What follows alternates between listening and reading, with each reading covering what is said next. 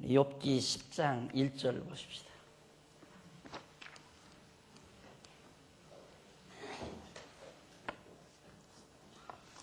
욥기 10장 1절.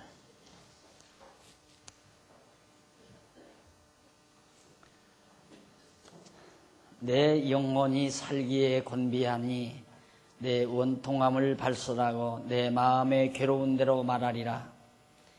내가 하나님께 아뢰오리니 나를 정죄하지 마옵시고 무슨 연고로 나로 더불어 쟁변하시는지 나로 알게 하옵소서. 오늘 그 10장 1절로 7절, 그 이하 7절, 그리고 8절로 17절, 그렇게 계속해서 그 내용은 이제 거기 소개되는 대로 너무 욥이 괴로워서, 너무 고통스러워서 그냥 자기 마음이 괴로운 대로 투정하겠다 그 말입니다. 말하겠습니다. 이 말은 그냥 내가 괴로워서 하는 말입니다. 이 말이에요. 그래서 욥이 정말 고통을 당하면서 뭐라고 말하는지를 잠시 한번 살펴보도록 합니다. 그 2절에 보면 이런 말을 해요. 내가 하나님께 아뢰오리니 나를 정죄하지 마옵시고 무슨 연고로 나로 더불어 쟁변하신지 나로 알게 하옵소서. 나 답답합니다.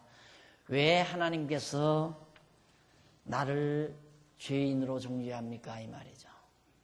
무슨 까닭으로 나를 이렇게 고통을 줍니까? 쟁변합니까? 라고 하는데, 지난 시간 잠깐 살펴본 대로 교재 가지고 계신 분은 3262페이지 위에서 8째 줄 중간에 보면 리브란 히브리 말이 있습니다. 리브란 말. 그 말은 쟁변하다. 여기서 쟁변하시는지, 왜 하나님께서 나로 잡으러 쟁변하시는지, 이 말, 그 리브라는 말인데, 이는 뒤흔드시는지 또는 붙드시는지, 여기서는 뒤흔들다. 왜 나를 이렇게 곤두박질 치게 만드십니까? 하는 얘기죠. 나로 좀 이유를 좀 알게 해 주십시오. 까닭없이 하나님 날 이러는데 나 좀 알고 싶습니다. 이런 투정을 지금 너무 괴로워서 욥이 하는 말이다.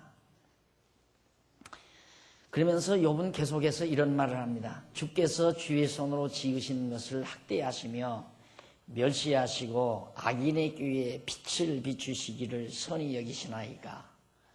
지금 역으로 얘기하는 거죠. 하나님 날 이렇게 창조해 놓고 만들어 놓으시고 나로 학대하고 멸시하면서 악인의 꾀, 욥을 망하게 하려는 악한 자들의 꾀를, 그런 꾀를 하나님께서 좋게 여기셔가지고 그 꾀가 성공하도록 도와주십니까? 이 말이에요. 얼마나 고통스러우면 이런 말을 하겠습니까? 우리도 가끔 우리 성도들 고통당할 때 그렇게 투정하는 말 있죠. 하나님 뭐가 그렇게 나 좀 사시는 것이 뭐가 그렇게 배가 아프신지, 그러면서 투정하는 말을 저도 역시 종종 듣습니다만은 욥은 할 만도 하죠. 아무 까닭 없이 지금 고통당하잖아요. 아무런 이유도 없이, 까닭 없이. 그러면서 거기 이제 주의 눈이 육신의 눈이니까 주께서 사람 보는 것처럼 보시리이까. 주의 날이 어찌 인생의 날과 같으며 주의 해가 어찌 인생의 날과 같기로 나의 허물을 찾으시며 나의 죄를 사실하시나이까. 주의 눈이 우리 인간의 육신 눈 같습니까? 그렇지 않지 않느냐 이거예요. 하나님이 살피지 않아도 다 보고 계시고 샅샅이 뒤지지 않아도 다 찾아내시는 분인데, 뭘 이렇게 나한테서, 자기 욥에게서 정말 이렇게 죄를, 욥의 허물이나 죄를 찾으려고 이렇게 휘비십니까? 그런 뜻이에요. 뭐 하나님이 지금 그러는 건 아니잖아요. 욥의 죄를 사실하려고 지금 하는 건 아닌데, 욥이 너무 괴로우니까 지금 이렇게 투정하는 말입니다. 그러면서 왜 자기의 허물과 죄를 찾아 밝히 드러내시냐고 아뢰면서 사람은 외모를 보지만은 하나님께서는 속 중심을 보고 계시잖아요. 근데 욥은 여전히 이런 말을 하면서 자기의 순전함을, 죄가 없으니 큰 허물이 없음을 그렇게 주장을 합니다. 그러면서 주께서는 내가 악하지 않은 줄을 아시나이다. 욥이 이제 그때는 조금 이제 정상적인 얘기를 하죠. 하나님께서는 내가 그렇게 악한 인간이 아닌 줄을 하나님 알지 않습니까? 그런데 어째서 나를 이렇게 모질게 고통을 주십니까? 그런 뜻이죠. 이렇게 여호와 하나님께서 욥으로 자기를 괴롭게 하는 까닭을 알고 싶도록 그렇게 정말 아뢰도록 섭리하시는 그런 내용이 바로 7절까지 나타나 있습니다. 그리고 이제 10장 8절로 17절은 욥이 자기를 주께서 만드시고 정죄하여 치신다. 이것도 여전히 지금 자기가 괴로우니까 하나님 앞에 투정하는 말입니다. 8절 보십시다. 주의 손으로 나를 만드사 백체를 이루셨거늘. 우리 인간 모든 몸 구석구석을 다 하나님께서 창조하셨거늘 이제 나를 멸시하시나이다. 온몸이 성한 데가 없이 병들어서 고통을 당하게 하시니까. 그러면서 기도를 합니다. 9절 기여가옵소서. 주께서 내 몸 지으시기를 흙을 뭉치듯 하셨거늘 다시 나를 티끌로 돌려보내려 하시나이까. 흙으로 이렇게 뭉치듯이 나를 만들어 놓으시고 다시 나를 죽어서 저 티끌로 돌아가게 하시려고 나에게 이런 모진 고통을 주십니까? 주께서 나를 젖과 같이 쏟으셨으며 뼈와 힘줄로 나를 뭉치시고 생명과 은혜를 내게 주시고 권고하심으로 내 영을 지키셨나이다. 육신을 창조해 놓고 그 안에 하나님께서 생명과 은혜를 욥에게 주어서 자기 영을 지금까지 잘 지켜주셨습니다. 그러한데 주께서 이것들을 마음에 품으셨나이다. 이 뜻이 주께 있은 줄을 내가 아나이다. 내가 범죄하면 주께서 나를 죄인으로 인정하시고 내 죄악을 사유치 아니하시나이다. 하나님께서 자기가 범죄하면 용서 안 하시고 이처럼 모질게 자기를 고통을 줍니다. 내가 악하면 화가 있을 것이오며 내가 의로울지라도 머리를 들지 못하올 것은 내 속에 부끄러움이 가득하고 내 환난을 목도함이니이다. 하나님, 사실 하나님께서 내 중심을 살피신다면 내 안에 더러운 것이 많습니다. 부끄럽습니다, 이 말이에요. 지금 욥은 이모로저모로 괴롭습니다. 하나님이 자기 그렇게 악하지 않은 인간인 것을 아시면서도 또 하나님이 나를 일일이 살피시면 사실은 자기가 죄인인데 하나님 앞에 부끄러운 것도 많고 갈등을 겪으면서 자기의 고통을 지금 투정하는 심정으로 하나님께 아뢰고 있는 겁니다. 그러면서 16절 내가 머리를 높이 들면 주께서 사자처럼 나를 사냥하시며 내게 주의 기이한 능력을 다시 나타내시나이다. 주께서 자주자주 증거하는 자를 갈마들여 나를 치시며 나를 향하여 진노를 더하시니 군대가 갈마들어 치는 것 같으니이다. 정말 하나님께서 자기를 모질게 치시고 고통을 줍니다. 그런 얘기죠. 그러니까 욥은 지금 심히 고통스러운 자기 모습을 하나님 앞에 일일이 투정하는 심정으로 아뢰면서 스스로를 자유해 보려는 몸부림을 치고 있는 모습이 여기 나타나고 있습니다. 군대들이 막 몰아닥쳐서 자기를 대적을 치듯이 지금 자기에게 온갖 환난이 견딜 수 없이 몰아닥쳐 왔습니다.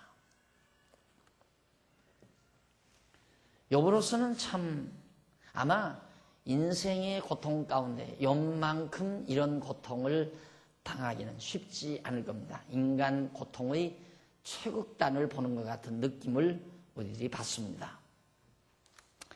자, 이렇게 이제 욥이 하나님 앞에 자기 죄를 정죄해서 치십니다. 사실은 나이가 악하지 않은 줄을 하나님이 알면서도 자기 죄를 찾아서 정죄해가지고 나를 이렇게 몰아붙여서 치십니까? 그런 뜻이죠.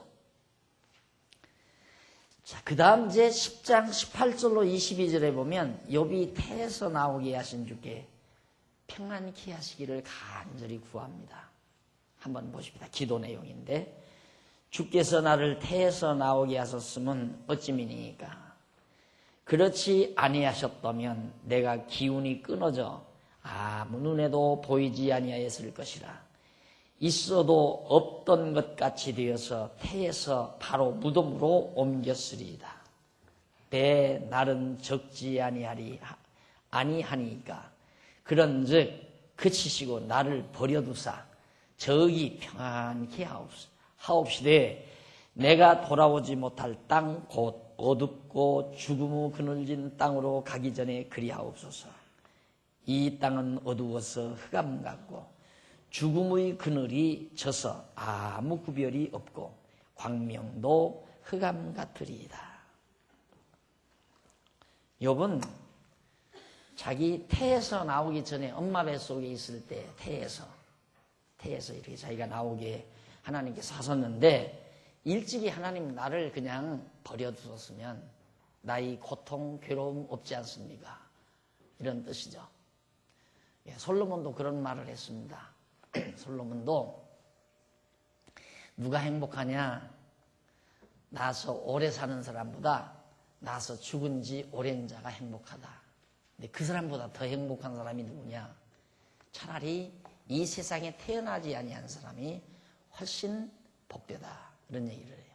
그 이유는 죽은 지 이미 오래된 사람은 지금 인간들이 당하는 이 고통을 안 당하니까 복되다 이거죠. 그런데 죽은 지 오랜 자보다 더 행복한 사람, 아야 이 세상에 태어나지 아니한 사람은 이 고통 많은 해 아래서의 고난을 전혀 경험도 못하고 겪지 아니하기 때문에 가장 행복한 사람이다. 그것이 해 아래서의 인간의 평가였습니다. 그러듯이 욥도 지금 그 말이죠. 하나님 이렇게 나로 정말 점점 살아보았대죠. 점점 더 나에게는 고통뿐입니다. 이 말이에요. 이럴 바에는 날 빨리 부르셔서 좀 평안하게 해주십시오. 그 말이에요. 평안하게 해주십시오. 이게 죽음이라고 하는 것은 그냥 없어져 버리는 것이 아니라 이걸 보면 이 욥도 죽음은 안식하는 것, 편히 쉬는 것. 대부분 다 죽음은 괴롭다고 생각하잖아요. 죽는 건 괴롭다. 이미 60년, 70년 살면서 계속 그걸 세뇌를 시켜요, 사람들이. 죽을 때는 숨 막혀서 얼마나 고통스러울까? 죽는다는 건 무섭다. 죽는 건 무섭다.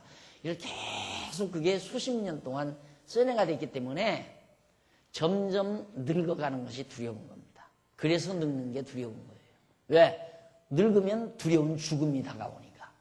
그런데 우리가 진리를 깨닫고 나면 죽음이라는 것은 편안히 쉬는 곳이다.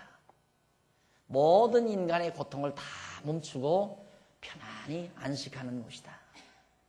이렇게 계속 우리들이 하나님의 말씀으로 정리를 해놓으면 늙는 것 하나도 두렵지 않고 아이고 나도 저들처럼 한 30대로 젊어봤으면 좋겠다. 이런 생각 전혀 없죠. 전혀. 제가 언젠가 그랬잖아요. 그 유명한 여성들의 정말 꿈과도 같은 김혜자 배우 있죠. 김혜자 탤런트. 오늘 PD가 가서 자기 모교에 가는데 여자고등학교 가가지고 다시 여고 시절로 돌아오고 싶지 않느냐니까 손을 막 살아. 아유 난 싫어요 그러더라고요. 아유 난 싫어. 집사람 권사됐다던가요? 권사됐다죠? 근데 난 싫다 이거예요. 그 고통스러운 세상을 내가 왜 또 살아요 그러더라고요. 신앙이 있으니까 그런 말을 하는 거죠. 그러니까 우리 여기 나이 드신 어른들 많이 계시지만은 죽음이라는 건 편안히 쉬는 곳입니다. 안식하는 곳. 그래서 그렇게 깨닫고 나면 늙는 것도 서럽지 않고 죽는 것도 죽는 것이 두렵지 않으니까 늙는 것도 서러움이 없는 거죠.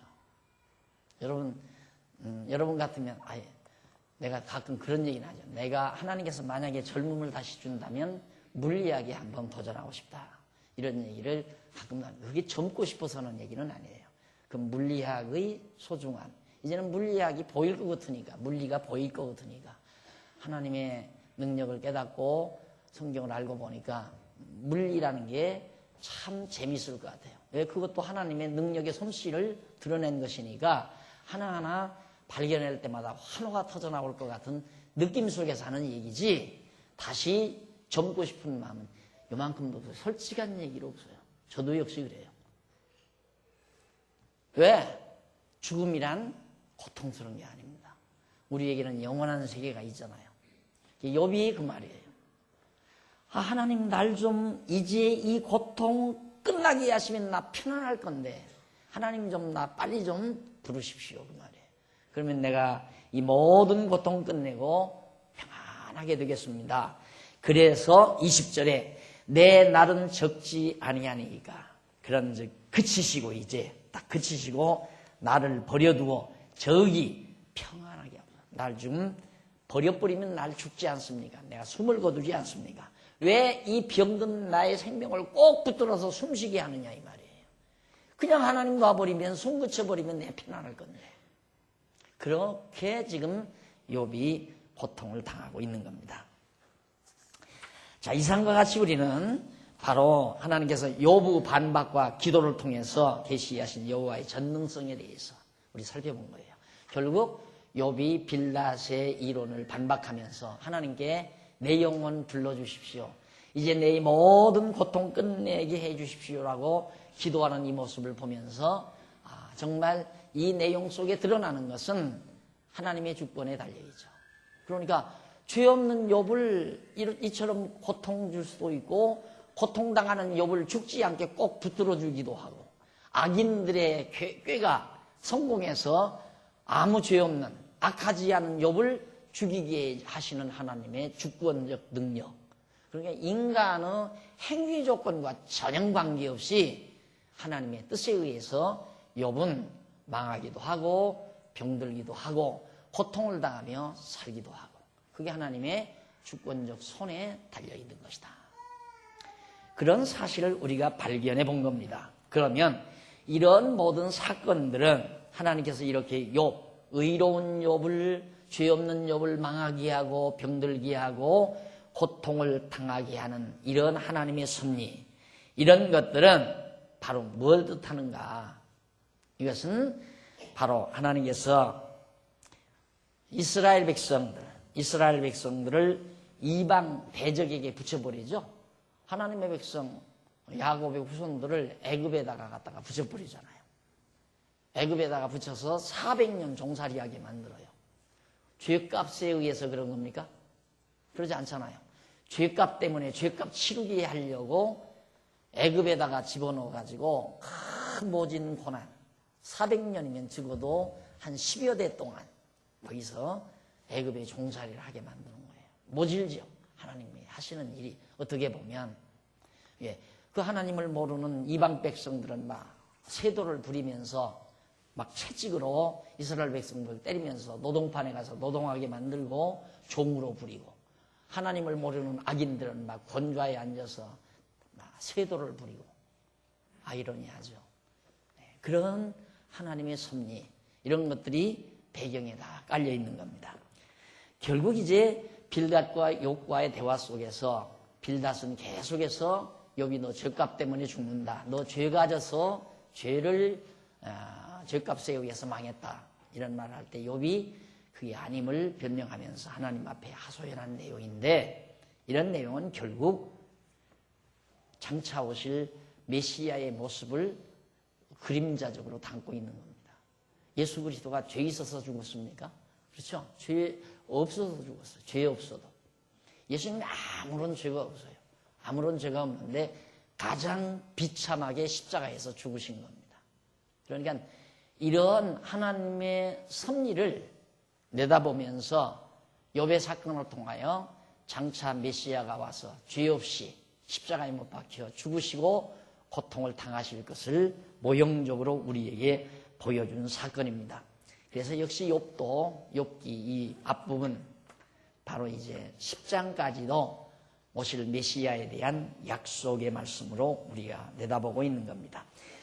그 다음 이제 3267페이지 11장에서 14장까지 욥기 11장에서 14장까지가 소발과 욥과의 토론입니다.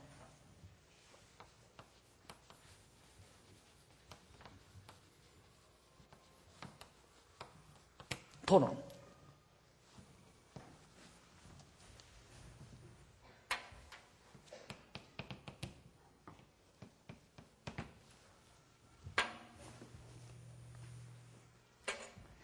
자, 빌닷은 일단 욥에게 나타나서 공격한 다음 욥의 반박에 들어가 버리고 말았어요. 욥이 그렇게 반박하면서 마지막 하나님 앞에 투정한 것으로 이제 끝났는데 옆에 있는 친구 하나가 이 소발이라는 친구 하나가 빌닷이 그렇게 당하니까 나하고 한번 해보자 하고 소발이라는 친구가 욥에게 나타난 겁니다. 세 친구가 교대해서 나타나는 거예요. 그래서 이 내용은 소발과 욥과의 토론을 통해서 계시하시는 하나님의 전능성, 그 토론 속에 드러나는 것은 하나님의 전능성이 드러납니다. 그래서 11장은 욥을 망하게 하신 하나님의 섭리에 대한 친구 소발의 잘못된 변론 내용이에요. 역시 이 소발도 욥이 망한 것에 대해서 잘못 알고 있습니다. 그걸 계속해서 욥에게 공격하니까 12장과 14장에서는 친구 소발의 잘못된 변론에 대한 욥의 반박이에요. 그러니까 소발은 겨우 한 장, 11장 내용을 얘기를 해요. 그러니까 욥이 막 퍼부어대는데 12장, 13장, 14장을 계속해서만 소발에게 퍼부어대요. 그러니까 얼마나 욥이 자신만만한 걸 알 수 있죠. 친구들에게 절대 꺾이지를 않습니다. 욥이. 왜? 그만큼 하나님을 바르게 알았다는 얘기죠. 그래서 하나님을 신지식이 정확하게 되면 절대로 주저하거나 좌절하지 않는다는 사실을 또 알 수 있습니다. 그래서 우선 11장에는 욥의 친구 소발이라는 사람의 잘못된 변론 내용이 나오는데 거기 보면 어떤 내용들로 엮어지냐면 하나님의 벌이 욥이 범한 죄보다 가볍다라는 변론을 해요. 욥아, 네게 하나님의 벌이 임했는데 네가 지은 죄보다도 벌이 약하다. 너는 더 벌을 받아야 할 놈이야. 이러고 이제 욥을 공격해 됩니다. 아주 이 사람은 부흥사인 것 같아요. 부흥사. 소발은 복회자 같은데 소발은 그럴듯하게 이론적으로 따져서 뭐 이러니까 이렇고 이러니나 이렇고 근거가 이래서 너는 죄졌기 때문에 망했다. 그럴듯한 상당한 식견 높은 목회자 같은 그런 말을 했어요. 그런데 소발이 아니라 빌닷, 죄송합니다. 빌닷은. 그런데 소발은 무대뽀야. 너 지은 죄보다도 벌이 약한 놈이야. 이 부흥사들이 하는 말 막 밀어붙이듯이. 근거도 없이 어떤 대책도 없이 막 공갈 협박조로. 그래서 소발이 상당히 과격합니다. 한번 살펴볼 겁니다. 그리고 그는 욥에게 하나님께로 돌이키면 새 소망을 넣는다. 이제라도 너 벌은 약하지만 이제라도 내가 철저히 회개하고 하나님 앞에 돌아오면 소망을 그렇게 소망이 없는 건 아니다. 너 소망 얻을 수 있다. 그러니까 이제라도 회개하고 돌이켜라. 자, 이런 말로 대충 이제 그 소발의 변론이 시작됩니다. 한번 보십시다. 뭐라고 그러는지. 1절, 11장 1절. 거기 보면 나아맛 사람 소발이 대답하여 가로되 말이 많으니 어찌 대답이 없으랴. 입이 부푼 사람이 어찌 의롭다함을 얻겠느냐. 벌써 첫 마디부터 너 말이 많다. 자기들은 왜 말이 많아? 자기들은 왜 말 많이 하느냐 이거예요. 욥더러 너 말 많다 이 말이에요. 입 다물어라 이 말이지. 그러니까 너 말 많으니까 너 어찌 죄가 왜 없겠느냐. 그러니까 자꾸만 너 말이 입이 부풀어 가지고 자꾸만 말을 많이 하는 거 보니까 어찌 네가 의롭다함을 얻을 수 있느냐. 너는 의인이 아니다 이 말이에요. 말 많은 것만 봐도. 그러면서 네 자랑하는 말이 어떻게 사람으로 잠잠하게 하겠으며 네가 비웃으면 어찌 너를 부끄럽게 할 사람이 없겠느냐. 욥이 자기 친구, 이 소발의 친구 빌닷의 말을 듣고 비웃으면서 막 공격이 됐잖아요. 그러니까 자기 열받았다 이거죠. 나 친구로서 열받았다. 너 지금 우리 비웃는데 사람이라면 어찌 네 말 듣고 가만히 있겠느냐. 잠잠할 사람이 없다. 내가 한번 해보겠다 이거예요. 하고. 그러면서 네 말이 내 도는 정결하고 나는 주의 목전에 깨끗하다 하는구나. 야, 너 우기지 말라 이 말이에요. 너 계속해서 자기 말은 아주 깨끗하다. 그리고 난 죄가 없다. 나는 하나님의 목전에 깨끗하다. 이러고 너를 자랑하는데 너 자랑하는 말 참 듣기 거부가다 이 말이에요. 사람이란 그러잖아요. 자랑하는 말 듣기 좋아하는 사람 하나도 없어요. 그러니까 친구를 멀리 떠나지 않게 하려면 자랑을 하지 말아야 돼요. 그런데 계속 자랑하고 싶잖아요. 근데 욥이 지금 자기 의롭다고 자랑하니까 나 가만히 못 있겠다. 너하고 한번 해보겠다 이 말이에요. 소발이. 근데 욥은 사실상 자랑이 아니라 사실을 말한 거거든요. 빌닷이라는 친구가 계속해서 욥더러 너 죄졌기 때문에 죄값으로 망했다 그러니까 아니다 이거예요. 나 그렇게 죄값으로 망할 만큼 죄 지은 거 없다. 하나님 앞에 하나님께서 날 의인인 줄 안다. 하나님 다 알고 계시다. 그걸 이제 친구들은 특히 소발은 욥이 자랑한다고 생각한 거예요. 사실을 얘기한 건데 욥은 우리가 보아도 욥이 죄값으로 망한 거 아니잖아요. 그런데 빌닷은 죄값으로 망했다. 소발 역시 같은 논조죠. 너 받은 벌이 네가 지은 죄보다 가볍다. 너는 더 많은 벌을 받아야 할 놈이다 이 말이에요. 그 말은 자기 자신이 의인의 자리에 앉아서 하는 얘기예요. 그러니까 사람들은 항상 소풍 가는 돼지 새끼들이 숫자를 셀 때 항상 자기 빼놓고 세잖아요. 그러듯이 사람들이 말을 할 때는 자기를 빼놓고 말을 하는 경우가 참 많습니다. 참 무지한 돼지 새끼 같은 사람이에요. 예, 지혜로운 사람 같으면 항상 말을 할 때 자기를 포함을 시켜야 돼요. 남들은 나쁜 놈 하려면 나도 나쁜 놈이라는 전제를 하고 나쁜 놈이라고 해야 돼요. 그러니까 내가 남들은 나쁜 놈 하려면 나도 나쁜 놈이지. 그러면 나쁜 놈이라고 말 못한다 이 말이에요. 너 이거 얘가 해라 이 말 하면 자기가 그걸 하기 싫으면 남도 하기 싫은 줄 알기 때문에 하지 말아야 된다. 명령하지 말아야 된다. 그런데 자기 빼놓고 하니까 자기 하기 싫은 것을 남에게들 하라고 그러고 남 비난하고 욕하고 남 험담하고. 그러니까 남 험담하는 건 자기는 험이 없다고 생각하니까 남을 험담하는 거거든요. 근데 지혜로운 사람은 내가 험이 많다는 거 알잖아요. 험이 많은 줄 알면 어떻게 남들은 험 많다고 비난하고 험담할 수가 있느냐 이거죠. 항상 자기 빼놓으면 안 돼요. 돼지 새끼 마냥 자기 빼놓고 세듯이 그런 식으로 하면 안 된다 이거죠. 그러니까 이 소발도 지금 자기는 죄위에 놓고 자기는 빼놓고 욥만 죄인이냐 이거죠. 너는 죄가 참 많은 놈이다 이 말이에요.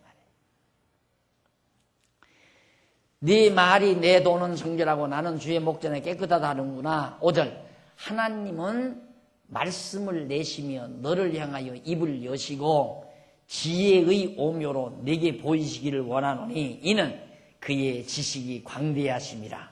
너는 알라 하나님의 벌하심이 내 죄보다 경하니라. 이 말을 틀렸다고 할 사람이 거의 없잖아요. 아마 하나님 근거 다 되는데 하나님이 얼마나 광대하신 분인 줄 아느냐. 엄청 크고 넓으신 분이다 이 말이에요. 그래서 하나님이 제발 너한테 지혜를 주어서 너로 하여금 잘못된 내 잘못을 깨닫는 지혜자가 되도록 했으면 좋겠다. 내가 보기에는 네가 받은 죄가, 내가 받은 벌이 네가 지은 죄보다도 가볍게 보인다 이 말이에요. 그러니 이 소발의 말 얼른 들으면 다 벌벌 떨죠. 부흥사들의 말을 다 떨잖아요. 다 자기는 빼놔. 자기는 막 능력자고, 자기는 거룩한 성자고, 자기는 하나님과 제일 가까운 사람이고, 그리고는 성도들은 하나님에게 다 벌받아야 할 사람이고, 잘못만 저지르는 사람이고, 자기는 하나님의 대응권자로 와서 막 퍼붓듯이. 그래 난 이 욥기를 처음에 이렇게 욥기를 연구하면서 어쩌면 이렇게 똑같은가.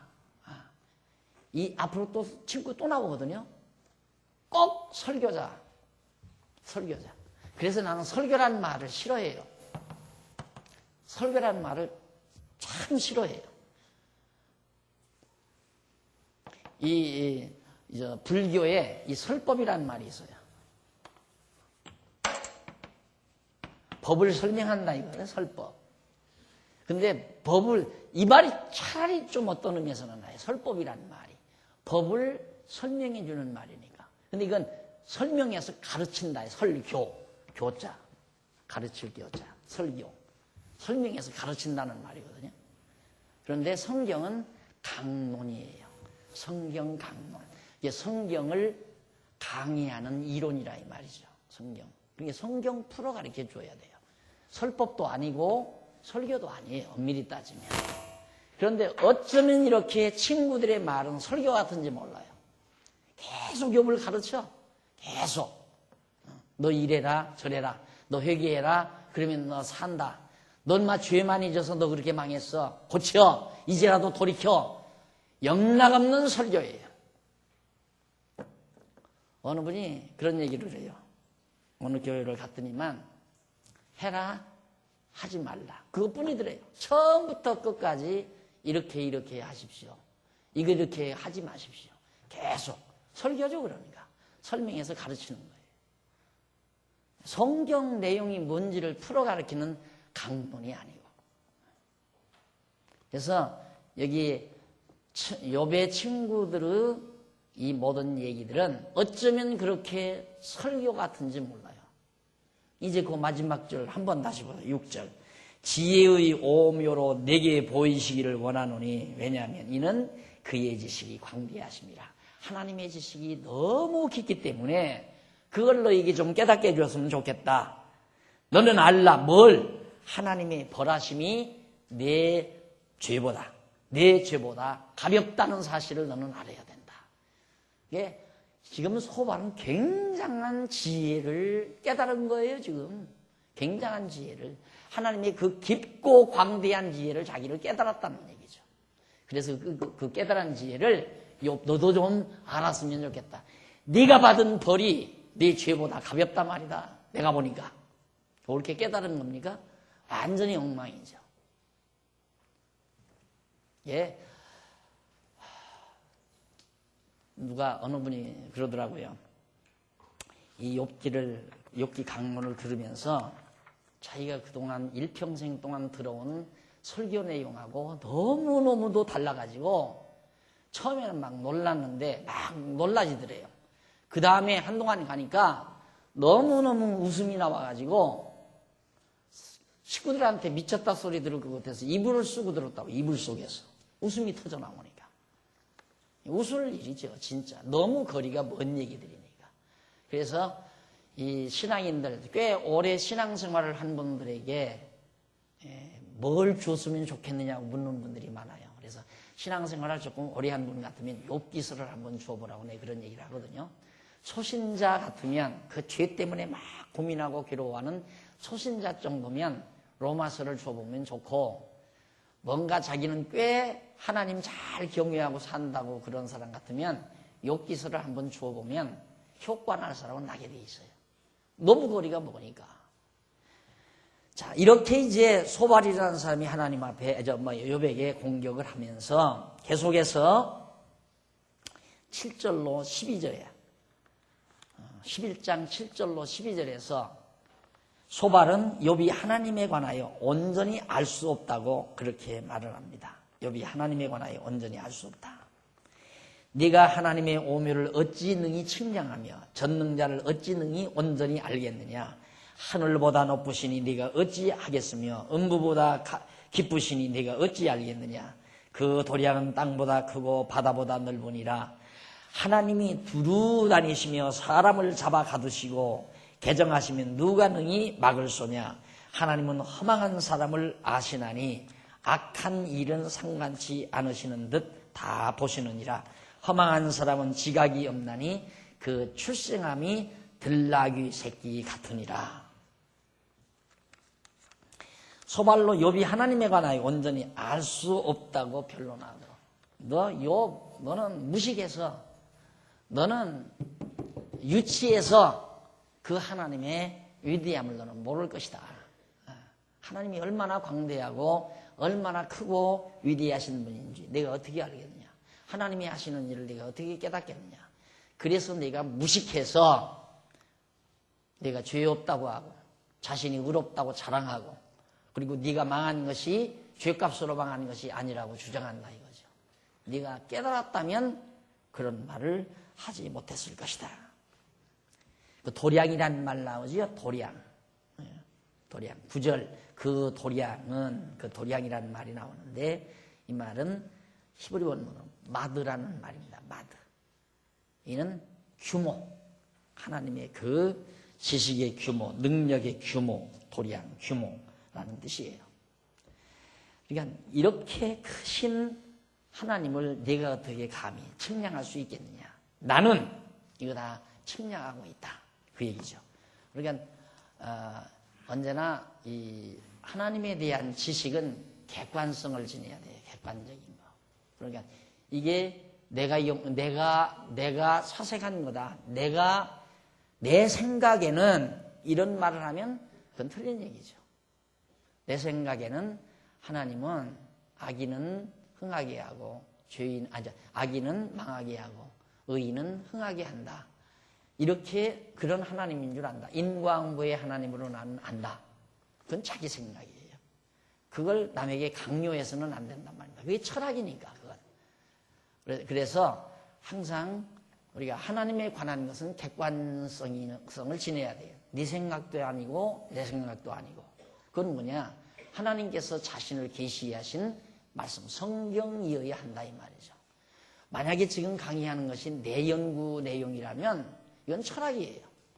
이건 정말 하나님의 계시가 아니라 철학. 그러나 이제도 말씀드렸지만 설법도 아니고 설교도 아니라 말입니다. 근데 이게 아까 설법이라는 말이 차라리 설교라는 말보다 좋다라는 말은, 법이라는 말은 도, 물자다 갈 것자거든요. 갈 것자. 물 흐르듯이 가는 거라 이 말이죠. 그러니까 내 시내가 이렇게 가는 물길이 다 정해져 있잖아요. 이게 여기서 물줄기가 흐르기 시작하면 반드시 여기로 흐르게 돼 있죠. 이 정해져 있어요. 그래서 이 법이란 도라고도 할 수 있고 이걸 말씀이라고도 할 수 있고, 말씀, 율법이란 말, 말씀이란 말, 하나님의 정하신 말씀, 하나님의 뜻이란 말과 통하는 거예요. 그러니까 하나님의 뜻을 설명하는 거다. 그런 의미에서 차라리 설법이란 말이 내가 받아들이기가 좋다고 말이에요. 그런데 교회에서 설교해버리니까 지도자들이, 교사들이 여기 서면 그냥 가르치려고 들어요. 가르치려고 계속해서. 자기보다 학벌도 많고, 자기보다 연세도 높으시고, 경험도 많으시고, 사회적 지위도 높은 분이 그득한데, 자기가 서서 그냥 다 하나하나 다 가르치려고 든다 이 말이에요. 여기는 가르치는 곳이 아니에요. 자기가 선생 노릇하는 곳이 아니라 이 말이죠.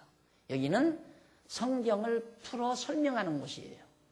그래서 성경 강론을 해야지. 누가 누구를 가르칩니까? 내가 여러분을 어떻게 가르쳐요? 성경을 풀어 가르쳐야지. 다만 제가 성경을 조금 먼저 깨달았다는 거, 그 하나 때문에 선생 노릇 하는 것 뿐이지, 내가 여러분들을 이렇게 사십시오, 저렇게 사십시오, 이래야 됩니다, 저래야 됩니다, 이래라 저래라 할 수 없는 거란 말이에요. 그래서 하나님의 말씀, 정하신 하나님의 뜻, 이 뜻을 우리가 성경을 통해서 설명하고 풀어 가르치는 이 일이 되어야 된다. 그런데 소발은 지금 자기는 다 깨닫고 자기 신관, 자기가 알고 있는 하나님을 기점으로 해서 욥을 단단히 훈계하고 있는 겁니다. 자, 그러면서 13절에서 20절 거기 보면 소발이 하나님께 너 돌이키면 새 소망을 얻는다고 주장을 합니다. 보십시오. 만일 네가 마음을 바로 정하고 주를 향하여 손을 들 때 잘못했습니다 하고 내가 주를 향하여 손을 들면 네 손에 쥐약이 있거든 멀리 버리라.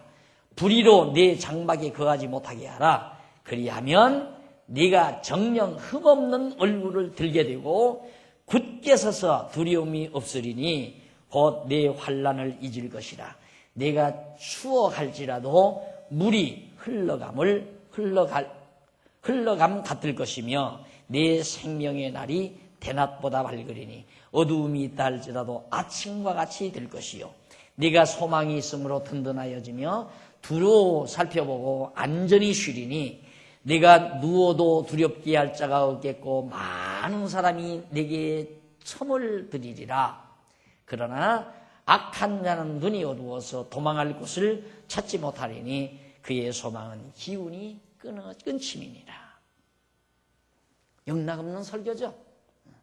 너희들이라도 회개하고 하나님 앞에 손들고 자복하고 죽었습니다 하고 하나님 앞에 엎드리면 하나님이 너에게 다 은혜를 베풀고 사주해서 너로 모든 환난을 면케 하고 만사형통케 하고 너희 가정에 기쁨과 평강이 넘치게 하리라. 똑같아요. 그 맥이 어쩌면 그렇게 똑같을지 몰라요. 이런 내용을 지금 허다한 성도들이 매주일마다 듣고 있는 겁니다. 매주일마다. 소발과 같은 사람의 말이. 그런데 우리가 깊이 연구하지 못하면 맞는 얘기예요. 그냥 소발이 정말 맞다. 그러니까 어떤 때는 이런 소발이 한 말을 성경을 딱 읽어놓고 보십시오 여러분. 회개하고 돌이키면 하나님이 내 생명의 날이 대낮보다 밝으리니 하지 않았습니까? 이제라도 여러분 회개하고 돌아오면 어두운 생활이 다 끝나고 밝은 대낮과 같은 빛이 여러분의 가정에 임합니다. 아멘 할렐루야 그러잖아요. 다음 하나님 앞에 들으면 둘째 어둠이 있다 할지라도 아침과 같이 될 것이다. 소망이 있다. 이 아침은 소망의 햇빛이 해가 떠오르듯이. 그러니 여러분 회개하면 소망이 있습니다. 아멘. 셋째, 내가 소망이 있으므로 든든하며 두루 살펴보고 안전히 쉬리니 여러분의 가정에 평안이 있습니다. 아멘 할렐루야. 성경적 아니에요? 성경이 있는 그대로인데 뭐. 그러니 여러분 공부 안 하면 안 되잖아요. 공부 안 하면 다 당하게 돼 있어요. 그래서 거듭 제가 늘 강조하지만 이 종교, 나는 이 세상에 뭐니 가장 무서운 게 난 종교라고 생각을 해요. 가장 무서운 게. 왜? 차라리 암균은 일찍 발견을 도려내면 끝나잖아요. 그렇죠? 그리고 암 걸려봤더니 육신이나 죽어요. 사람이 육신이 죽는 건 언제 죽어도 죽는 거 아닙니까? 근데 사람이 이 정신세계, 영혼의 세계가 망쳐져 버리면 그건 가장 치명적이에요. 인간에게 있어서 가장 치명적인 게 뭐냐? 영혼의 문제, 정신 문제. 이거 박탈당하면 완전히 다 잃어버리는 거예요. 어떤 사람은 건강제일주의자들은 뭐 돈을 잃으면 조금을 잃는 거고 그 다음 명예를 잃으면 많이 잃는 거고 건강을 잃으면 다 잃는 거다. 그런 말을 병원에 써붙였더라고요. 그런 의사들이 이제 건강이 제일이라는 걸 말하기 위해서 그렇게 얘기했지만 실제는 우리 인간이란 영혼이 파멸되면 다 잃어버리는 거예요. 영혼처럼 소중한 게 어디 있습니까? 그런데 종교라고 하는 건 영혼을 갉아먹는 무서운 독균인데 일반적인 종교라는 게. 한번 거기에 빠져들면 아까 오전 시간에도 그랬지만 그 중동 국가가 철조망이 뭐예요? 철벽을 쌓아놓고 그 안에서 자기네들의 세계를 만들고 지금 살고 있잖아요. 완전히 쇠뇌시켜놓고 전 국민을 다 쇠뇌시켜놓고 어려서부터 막 조그만 거 낳자마자 그 회교 신당에 들어가서 나도 가봤어요. 가보면 전부 신발 신고 벗고 올라가서 엉덩이를 쑥 들면서 막 숙여요. 근데 뒤에서 보면 상스럽죠. 엉덩이를 쓱 들면서 절을 하니까. 차라리 그냥 엎드려 이러는 것도 아니에요. 불교 불당에 가면 그냥 쑥 엉덩이 들지는 않잖아요. 그런데 그러면 회교의 신당 가면 엉덩이 딱 들고 엎드려요. 그런 식으로 하루에 몇 번씩을 시키니까 어려서부터 다 쇠뇌되는 거예요. 그렇게 하면 신이 벌 주어서 재난이 오고 병이 오고. 그러니까 전부 그들의 해석은 자기들이 신에게 잘못해서 질병도 오고 한재도 오고 재앙도 내리고 그렇게 생각을 하는 거예요. 그게 종교예요. 일반 종교. 그러니까 종교는 무속은 이론이 없는 하나의 구체적인 이론이 없이 어떤 막연한 그런 신관념 이것으로 하는 게 무속이고 조금 이제 낫다고 하는 종교는 무속 종교가 아니 거기에 조금 벗어나는 건 거기다가 이론을 붙여요. 유교나 불교처럼 어떤 이론을 붙이면 그건 조금 이제 무속 종교에서 벗어난 종교다 그렇게 말하지만 마찬가지예요. 그 원리는 똑같아요. 기독교도 마찬가지죠. 말만 기독교지 소발과 같은 이런 설교를 하면서 기독교라고 한다면 아니잖아요. 절대 그게. 그런데 이 말에 누구든지 걸려든다 이 말이죠. 모든 사람들이 그 말에 걸려서 한평생 신앙인으로 살아간다 이 말이에요. 야, 내가 오늘 신의 음성에 신의 말씀에 성경대로 살지 않으면 벌 받는다. 오늘 안식일 날 교회 가지 않으면 벌 받는다. 율법에 이렇게 하라는 대로 하지 아니하면 하나님께서 재앙을 준다. 우리 가정에 우환이 오는 것은 내가 신앙생활 잘못해서다. 이런 식의 생각으로 꽉 그냥 쇠뇌를 시켜놔가지고 그렇게 이끌어가는 그런 종교. 그건 완전히 영혼이 매장당하는 행위입니다. 여러분 얼마나 자유롭습니까? 오늘 꽃 구경 간 사람 있을걸요? 진달래 구경 간 사람들. 많이 안 나왔더라고요. 오늘 좀 안 나온 사람이 많아요. 아마 틀림없이 진달래만 말하니까 진달래 보러 갔을 거예요. 그 사람들 자동차 빵꾸 안 나고 올걸요? 빵꾸 안 나고 무사히 집에 돌아올 거예요. 여러분은 왜 안 가셨어요? 빵꾸 날까 봐서 안 갔습니까? 벌 받을까 봐서? 교통사고 날까 봐서 안 갔나요? 그렇다면 무속신앙이에요. 그러니까 이 소발이라는 사람의 이 이론이 얼마나 인간의 영혼을 사로잡는 말인가를 쉽게 알 수 있잖아요. 얼마나 인간의 영혼을 사로잡는 말인가. 그래서 여기에 얻어 걸리는 것 참으로 무서운 일이다. 그래서 너 이제라도 돌이켜라. 회개하고 잘못을 뉘우치고 하나님 앞에 돌아와라. 그러면 네가 소망이 있고 네가 정말 다시 하나님께서 큰 복을 주어서 내 가정에 평강이 있을 것이다. 자, 이 말에 욥은 어떻게 반박하며 하나님 앞에 기도하는가 12장부터 다음 시간 듣기로 하고 오늘 강의 여기서 마무리합니다. 살아계신 하나님 아버지 은혜를 감사드립니다. 우리 인간 어느 누구도 죄인 아닌 사람이 없습니다. 하나님께서 죄값대로 우리를 처리한다면 아무도 하나님 앞에 설 자가 없습니다. 하나님이 우리의 죄악을 감찰하신다면 그 누구도 하나님의 면전 앞에 설 자가 어느 누구도 없습니다. 그러나 우리에게 하나님께서 인자를 베푸셔서 하나님의 백성으로 살아가게 하시는 이 모든 놀라운 하나님의 섭리를 다시 한번 저희들이 감사드립니다. 오늘 또 소발과 욥과의 변론 내용을 저희들이 살펴봤습니다. 어리석은 자들이 이 땅 위에 얼마나 많은지 모릅니다. 하나님을 자기 생각대로 만들어내는 자들이 또 얼마나 많은지 모릅니다. 속지 말게 하시고 분명한 진리 깨달아서 올바른 하나님 섬기며 사는 슬기로운 종들 되게 해 주시옵소서. 예수님의 이름으로 기도드립니다. 아멘.